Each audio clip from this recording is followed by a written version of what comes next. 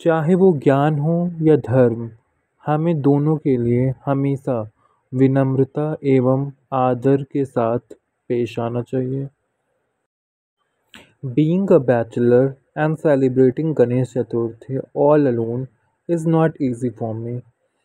Although I expected कि मुझे कहीं से इनविटेशन आएगा या फिर कोई मुझे बुलाएंगे गणेश जी की पूजा देखने के लिए, उनका विसर्जन देखने के लिए, बट अनफॉर्चुनेटली मुझे कहीं से भी कॉल नहीं आया। एंड इस बात का दुख तो लगा, लेकिन मैंने सोचा क्यों ना अपने दुख को अपनी कैपेबिलिटी में बदलकर मैं खुद अकेले ही गणेश चतुर्थी मनाऊं। तो सबसे पहले मैं सुबह सुबह उठ के मंदिर गया।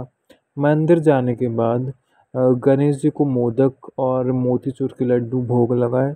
भोग लगाने के बाद मैं हॉस्टल आया एंड लैपटॉप पे ही गणेश जी के फ़ोटोज़ को लगा करके उनकी अच्छी सी आरतियाँ चला करके मैंने खुद से ही सेलिब्रेट किया। कहते हैं गणेश जी को अगर आप नया प्रसाद ऑफ़र करो तो गणेश जी और भी ज़्यादा खुश होते हैं। तो इसलिए शायद मैंने हलवा फिर खीर भी बनवाने की कोशिश की और साथ ही साथ गणेश जी को चढ़ाया। और आई होप, कहते हैं कि गणेश जी का जो मंत्र होता है, उस मंत्र का अगर आप जाप करो तो आपको और आपकी जो मनोकामना है वो और भी ज़्यादा अच्छे तरीके से पूरी हो जाती हैं। तो आप कह सकते हो कि गणेश चतुर्थी के लिए ना एक अच्छा खासा इमोशन होना ज़रूरी है। एंड बप्पा के लिए ये इमोशन तो हमेशा जगा रहेगा। जब मैंने लास्ट टाइम जन्माष्टमी मनाया था एंड वहाँ पर लड्डू गोपाल जी के लिए इतना कुछ किया था, तो वहाँ पर ना वो काम करने के लिए मुझे बहुत ज़्यादा आनंद मिल रहा था।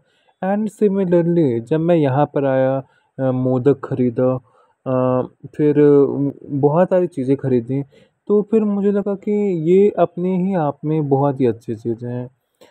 वैसे तो मुझे खाना बनाना नहीं आता, बट जब ये दीदी को मैंने हलवा बनाते हुए देखा तो ये मुझे कुछ ज़्यादा ही अच्छा लगने लगा। कमिंग टू द फैक्ट कि गणेश चतुर्थी में गणेश जी के एक दांत क्यों हैं, तो क्या कहा जाता है कि उन्होंने परशुराम जी के परशु को का सम्मान रखने के लिए अपना एक दांत लिया था। फिर जब महाभारत लिखने वक्त जब वेद व्यास जी की कलम टूट गई थी, तो उन्होंने अपने दाँत से ही वो पूरी महाभारत लिखी थी।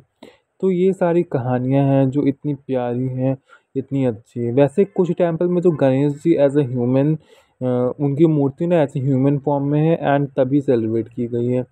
तो इस तरीके से चीज़ें बनी हैं, चीज़ें सँभली हैं। And to be very honest, Ganesh ji को याद करके, गणेश जी का सेलिब्रेशन करके मुझे तो बहुत ही अच्छा लगा। तो आप सभी लोग मुझे कमेंट में बताइए कि आप कैसे सेलिब्रेट करते हो? स्पेशली जब आप बैचलर हो और आपके आस-पास कोई नहीं हो, तो फिर आप क्या करते हो? तो मैंने तो गणेश जी का सेलिब्रेशन अच्छे से कर लिया।